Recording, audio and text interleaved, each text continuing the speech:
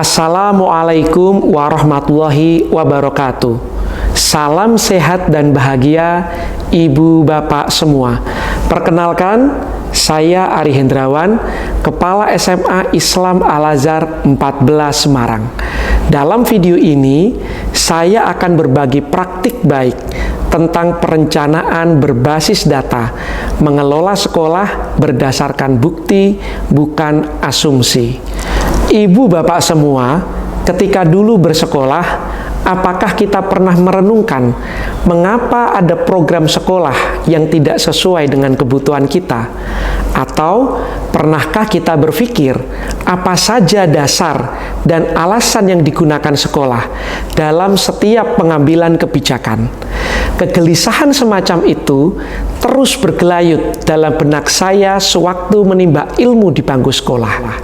Saat ini, ketika saya mengabdi di sekolah, saya pun masih memikirkannya, tetapi pada sisi yang berbeda. Bagaimana jika sekarang ada murid-murid yang juga mempertanyakan hal tersebut kepada sekolah? Dari situ, saya mulai berkontemplasi tentang arti penting pengelolaan sekolah yang berbasis pada bukti atau evidence based, bukan asumsi. Sebagai sebuah organisasi, sekolah tentu tidak boleh mengambil kebijakan secara sembrono. Kebijakan yang dibuat sekolah harus selalu sistematis dan terukur, sehingga mendarat pada kebutuhan untuk kebaikan orang banyak, atau pro bono publico. Hal itu hanya mungkin terwujud jika ada komunikasi antar stakeholder sekolah lewat proses absorpsi ide dan gagasan.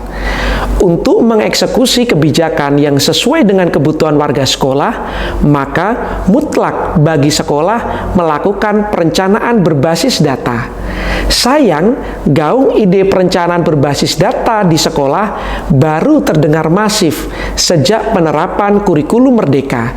Hal itu dilakukan dengan cara mengoptimalkan rapor pendidikan melalui proses identifikasi, refleksi, dan benahi atau IRB. Setidaknya ada 3 tantangan utama dalam implementasi perencanaan berbasis data di level satuan pendidikan. Pertama, keterbukaan. Sekolah harus mau terbuka untuk mendengarkan aspirasi dari warga sekolah. Kedua, partisipasi. Warga sekolah bersedia untuk turut aktif memberikan masukan. Ketiga, kolaborasi, yakni adanya kerjasama dari seluruh pihak untuk mencari solusi. Di SMA Islam Al-Azhar 14 Semarang, sebenarnya ketiga tantangan utama tersebut telah teratasi. Namun, masih terkendala pada minimnya ketersediaan kanal-kanal untuk menyuarakan gagasan. Jadi, masukan dari warga sekolah berpotensi mampet, hendak diutarakan, tetapi mereka bingung bagaimana cara menyampaikannya dan kepada siapa hal itu disampaikan. Untuk mengakomodasi semua input tersebut, maka sekolah berupaya menyediakan kanal-kanal yang bisa menjadi ruang intermediari atau perantara guna mentransmisikan ide dan gagasan dari warga sekolah kepada pihak sekolah. Artinya, yang dilaksanakan sekolah melampaui dari sekedar mengandalkan eksplorasi dan analisis hasil rapor pendidikan. Paling tidak ada 3 strategi yang dapat dilakukan oleh kepala sekolah untuk menyerap masukan dari warga sekolah secara optimal. Pertama, memetakan potensi kanal-kanal yang bisa diinisiasi oleh sekolah. Kedua, berkolaborasi dengan pihak lain untuk membangun kanal-kanal tersebut. Dan ketiga, mendorong sebanyak mungkin partisipasi dari warga sekolah untuk terlibat. Beberapa langkah aksi yang sudah dilaksanakan sekolah kami untuk mendukung perencanaan berbasis data adalah sebagai berikut. Pertama, membagikan kuesioner kepuasan kepada murid dan wali murid atas layanan pendidikan sekolah melalui Google Form. Pembagian kuesioner dilakukan oleh sekolah sebanyak 2 kali dalam 1 tahun. Pada kuesioner tersebut, murid serta wali murid diberikan keleluasaan untuk menjawab berbagai pertanyaan terbuka dan tertutup mengenai kepuasan layanan pendidikan berdasarkan indikator-indikator standar nasional pendidikan, seperti terkait proses pembelajaran, mutu lulusan, mutu guru, dan manajemen sekolah. Kedua, sekolah bekerja sama dengan Majelis Perwakilan Kelas atau MPK. Sekolah melihat MPK tidak hanya dapat membawa aspirasi murid kepada OSIS, tetapi juga kepada sekolah. Setiap 3 bulan sekali, MPK diberikan kesempatan untuk berkeliling kelas demi menyerap aspirasi murid tentang berbagai bidang, mulai dari kurikulum, kesiswaan, hingga sarana dan prasarana. Ketiga, kembali bersinergi dengan MPK, sekolah mengadakan forum terbuka aspirasi. Kegiatan ini mempertemukan unsur perwakilan murid dari seluruh kelas dengan para pimpinan sekolah, seperti kepala sekolah dan wakilnya. Di dalam forum yang berbentuk melingkar tersebut, murid bebas mengungkapkan segala macam unek-uneknya terhadap sekolah.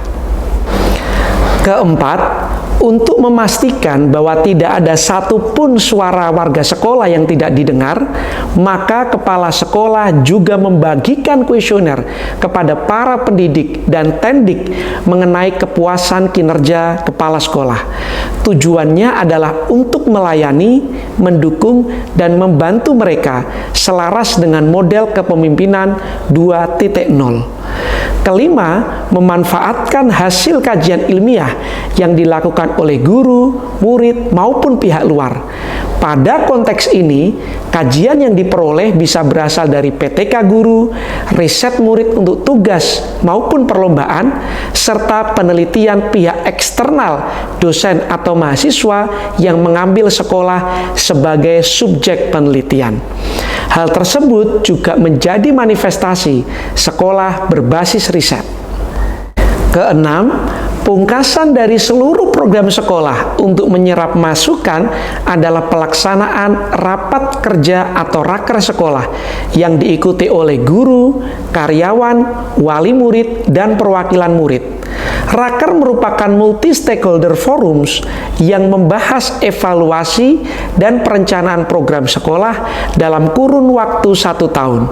Raker tidak hanya berbasis pada analisis rapor pendidikan melalui pendekatan IRB, tetapi juga meramu semua aspirasi dan masukan dari kanal-kanal yang telah dibuat sekolah, serta berbagai kajian ilmiah yang relevan dengan kondisi sekolah.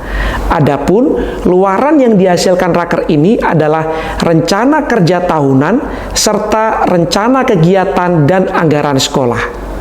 Selanjutnya, terkait dampak dari pelaksanaan langkah aksi di atas, ada 2 yang paling signifikan. Pertama, meningkatnya kepuasan warga sekolah terhadap kinerja sekolah. Hal tersebut tampak dari hasil positif kuesioner kepuasan murid dan wali murid, sebab pengambilan kebijakan sekolah dapat secara tepat menyasar keluhan-keluhan serta persoalan mereka. Kedua, eskalasi juga terjadi pada aspek kepercayaan warga sekolah. Hal itu sekaligus menjadi faktor kunci dari keberhasilan langkah aksi, sebab tanpa kepercayaan sulit bagi kepala sekolah untuk mendapatkan legitimasi dan dukungan dari warga sekolah.